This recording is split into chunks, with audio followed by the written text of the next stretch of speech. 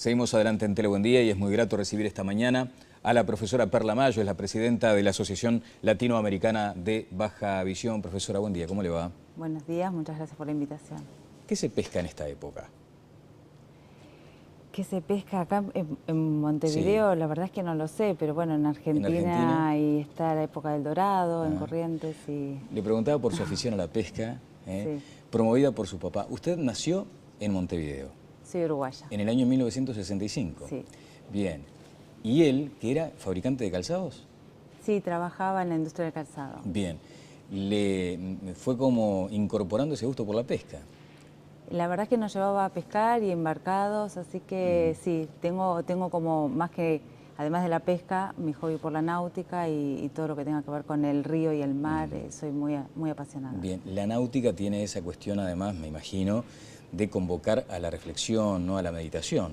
Totalmente. Hay mucho de eso.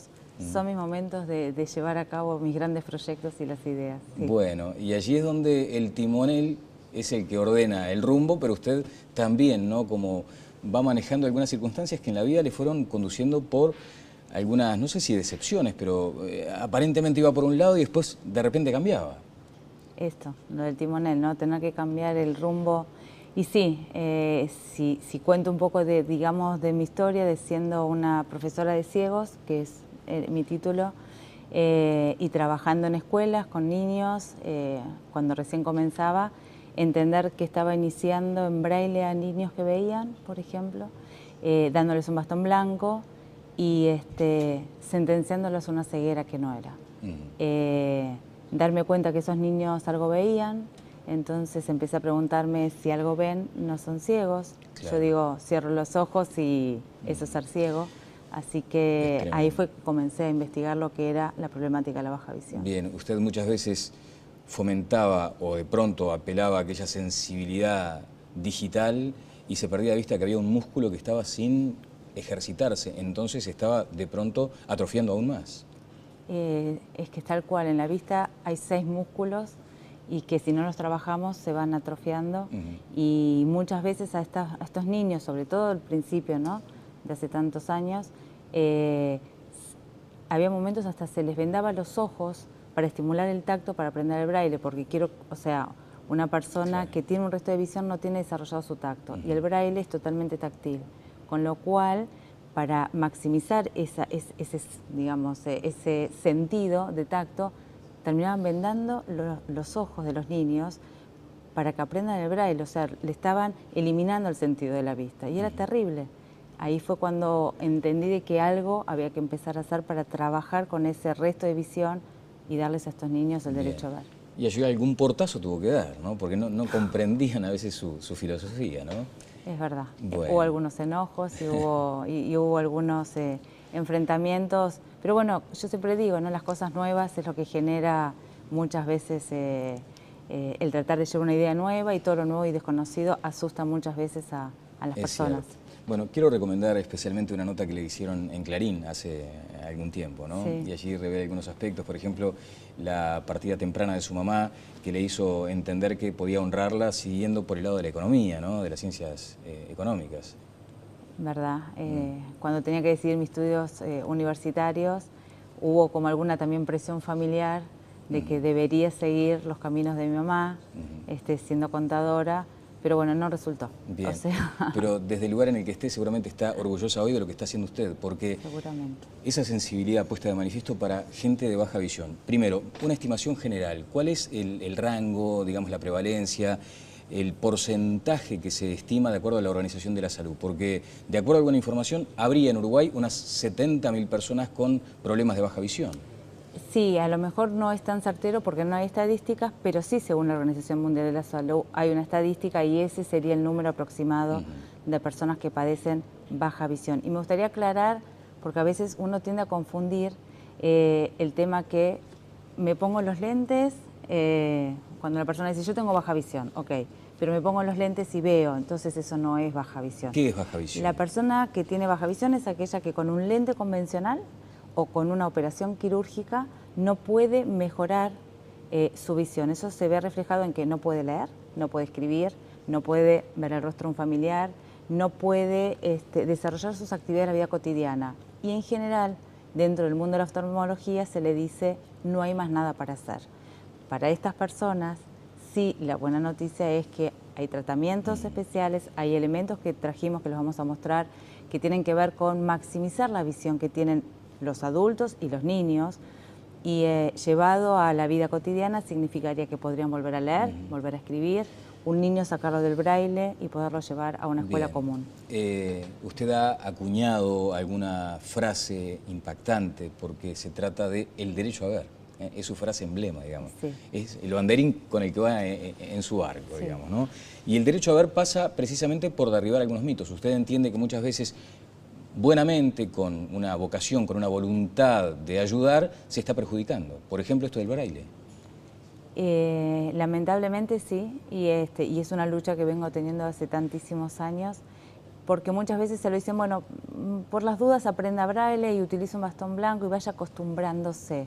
Y esa famosa, ¿no? Acostumbrándose, yo digo, acostumbrándose a una ceguera que generalmente no sucede, y sin embargo el impacto psicológico es terrible, porque es como que yo te dijera, por las dudas practica usar una silla de rueda, por si alguna vez, o sea, esas sentencias y tan terminantes de rotular a una persona o sentenciarlo a lo que puede llegar a venir una persona de baja visión, sobre todo la desinformación que hay en general, que es terrible, y yo creo que en espacios como estos donde uno puede informar y muchas veces tranquilizar a los pacientes que padecen de baja visión, porque lo que generalmente preguntan es, ¿me voy a quedar ciego? Claro. ¿Hasta cuándo voy a ver? Doctora, ¿en qué medida incide muchas veces el concepto de la medicina defensiva a la hora de evaluar a profesionales que de pronto prefieren el extremo peor para evitar transitar el camino mejor? Y yo creo que tendríamos que rever toda esa situación, ¿no? O sea, frente a los tan malos pronósticos. A ver, yo quiero aclarar, no soy médica oftalmóloga, sino que trabajo en todo lo que es el área pedagógico y sí en una fuerte campaña de prevención y de concientización a través de la campaña de una gira latinoamericana que yo estoy haciendo. Entiendo que si no hay información, la gente no puede saber cómo llegar a hacer un control médico. Claro, pero el profesional que debe ser el primer informado muchas veces carece de toda la información. Y muchas veces por las faltas de tiempo, de las consultas tan cortas de minutos de un profesional, hace que tampoco se le dé la información al paciente. Y esa falta de información hace que el paciente no haga una consulta al médico a tiempo, no haga los estudios que corresponden a tiempo. Asumiéndolos a los pacientes en la más absoluta oscuridad, y esto es literal. Totalmente. Voy a hablar luego de los elementos que usted ha traído, pero me gustaría detenerme en la degeneración macular, que asusta porque usted dice que eventualmente puede conducir hasta a la ceguera, que es una enfermedad grave.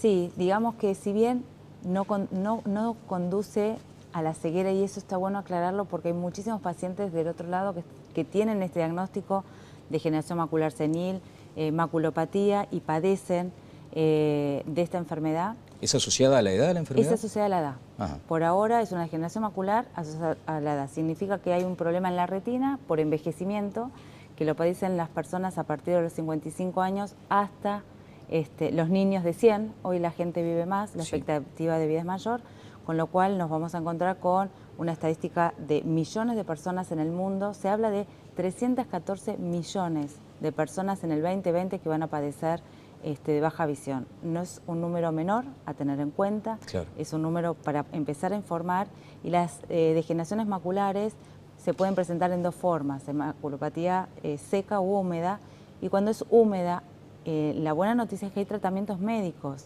que muchas veces los pacientes no lo saben. Claro. Explíqueme la diferencia, por ejemplo, o de pronto vamos directamente a los síntomas.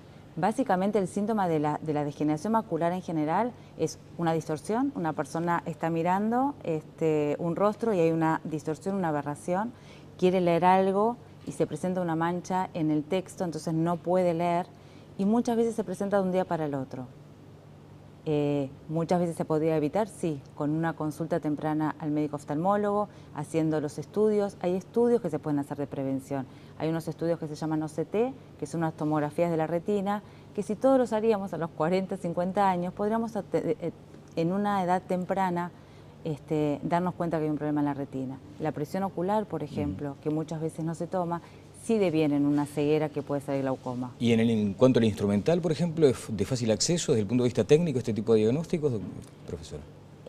Habría que ver las realidades que hay en cada país. Obviamente que en Uruguay está todo ese instrumental. Simplemente me parece que son decisiones políticas y médicas a tomar y trabajar desde el área de la prevención. Con la importancia del chequeo, entonces. Totalmente. Usted entiende que allí hay como un eje en los 40 años aproximadamente. Sí, 40, 50 años. Normalmente uno hasta que no deja de ver bien no va al médico y ese es un error. Bien, claro.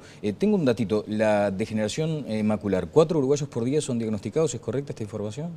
Se habla de ese número con datos de la Organización Mundial de la Salud. O sea, se extrapola la realidad mundial, y se la instala en Uruguay, en cada país. En cada país. Bueno, hay campañas sociales importantes y por eso me gustaría detenerme. ¿Cómo fue el tema del bastón? Un día pintó un bastón de verde y ahí todo empezó a cambiar. Sí. Lo cierto es que yo te hago una pregunta, si nosotros estamos no sé, o tú estás en un bar leyendo un diario y viene una persona con un bastón blanco, se sienta frente a tu mesa y lee un diario. Un chanta. Es como que no entendemos, ¿ok? Lo primero que uno considera es que es un engaño, Es ¿no? un engaño. Se sube un ómnibus, un colectivo, bastón blanco, su pase gratuito en transporte, se sienta, le dan amablemente porque es discapacitado visual, saca su celular y se pone a escribir un mensaje de texto. Es como confuso. Es confuso porque el mensaje es el bastón blanco es ceguera. Entonces esa persona, ¿qué pasa? Algo ve, empezaban a haber agresiones sociales, fuertemente agresiones sociales. O sea, la discriminación manifestada en el insulto. Era terrible. A raíz de esos pacientes que venían y me decían, profesora, yo le devuelvo el bastón blanco, no soy ciego, no lo quiero usar, es que empecé a pensar en el año 1996, ok, ellos necesitan tener un símbolo de identificación, así que se me ocurrió pintar realmente un bastón de color verde. Y eso determinó, por ejemplo, algunos cambios hasta, si se quiere, no sé ni cómo, a ver. Sí, simplemente extendelo y se abre solo. Perfecto, allí está. Este es el bastón verde. Este es el bastón verde. Dio nacimiento a cambios legislativos. Se presentó un proyecto de ley en Argentina, que se sancionó la ley en el año 2002, que básicamente lo que habla la ley es de este elemento como distintivo de las personas que padecen de baja visión, a diferencia del bastón blanco. Y obviamente como uruguaya que soy, quise traer mi trabajo social e implementar el bastón verde aquí, y acá existe la ley en Uruguay desde el año 2011, que es la ley 18875. Exacto. ¿Qué indica la ley? ¿Cuál es el mandato? O sea, uno también, desde la condición aparentemente normal, debe comprender exactamente qué significa que una persona transite con el bastón verde. Que esa persona tiene baja visión, que ve muy poquito, pero que tiene baja visión, con lo cual, si una persona ve a alguien caminando en la calle con un bastón verde y están en un cruce de calles, sería lo conveniente asistirlo.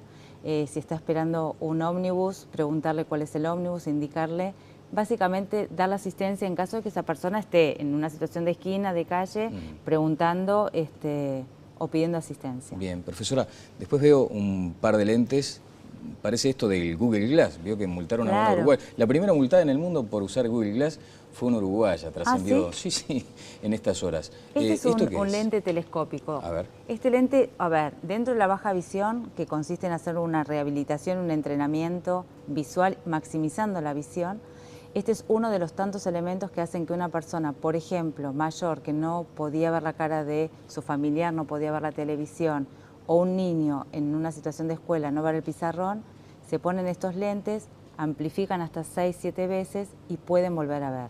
Bien. Una persona adulta mayor viene al consultorio con una degeneración macular y me dice, nació mi nieto y no le conozco la cara. Claro. Le ponemos esos lentes telescópicos y a 1,5 metros puede identificar perfectamente el rostro de esa cara, de ese bebé. Ustedes tocan en los puntos de las emociones, sí. No es simplemente una cuestión de visión. Y el tema del costo, por ejemplo, del acceso.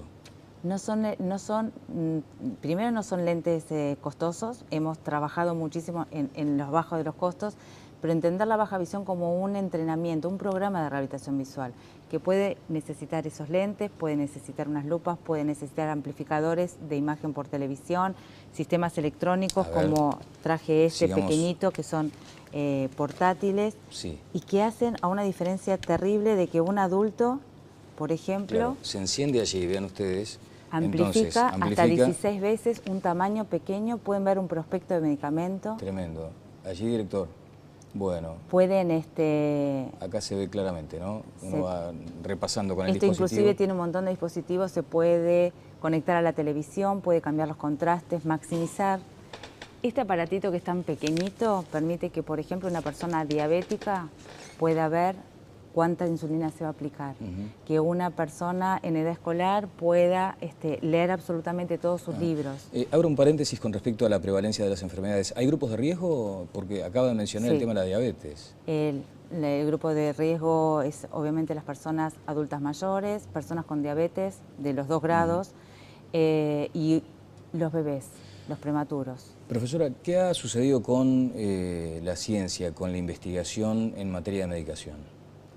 Y en este momento justamente, a ver, si bien siempre hubo como drogas para las degeneraciones maculares y tratamientos para retinopatías diabéticas, se está cada vez incorporando más al mercado nuevas drogas y nuevos tratamientos justamente para la degeneración macular, frenar ese proceso y en edades tempranas lograr que las personas no lleguen a tener baja visión, sino que con unos tratamientos y demás puedan maximizar su vista. Bien, nos quedó un dispositivo por observar que es aquel instalado en un lente, en un par de lentes que parece común a primera vista. Que parece común, pero también son sistemas telemicroscópicos que permiten que una persona pueda también poder leer, poder tocar un instrumento musical. O sea, nos enfocamos en, ok, qué cosas no puede hacer el paciente, hacer un programa individual de trabajo y darle las herramientas para que un profesional vuelva a trabajar, un niño vuelva a estudiar y un adulto mayor que jugaba las cartas, que iba a su club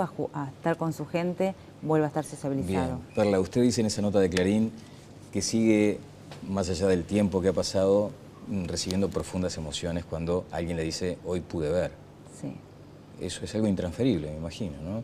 Es que realmente es un trabajo, obviamente que nos toca lo más íntimo de nuestras fibras de las emociones, pero sí encontrarnos con un paciente que a lo mejor hace 3, 4 años que no lee, que no ve, y uno le pone estos sistemas que parecerían mágicos, y de hecho lo son, porque si uno le puede devolver el derecho a ver a estas personas, al momento de ponerle uno de estos sistemas y que vuelvan a leer, es maravilloso. Bien. Bueno, a seguir navegando por estas buenas causas y estas buenas obras.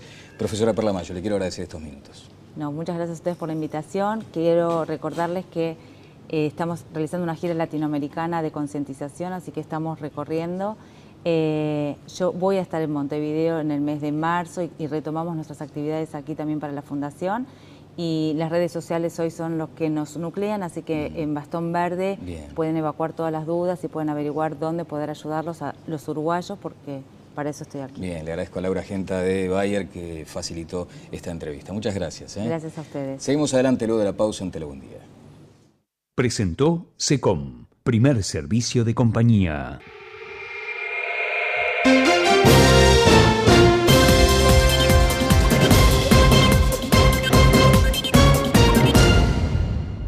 Si cuento un poco de mi historia de siendo una profesora de ciegos, que es mi título, y trabajando en escuelas con niños, cuando recién comenzaba, entender que estaba iniciando en braille a niños que veían, por ejemplo, dándoles un bastón blanco y sentenciándolos a una ceguera que no era.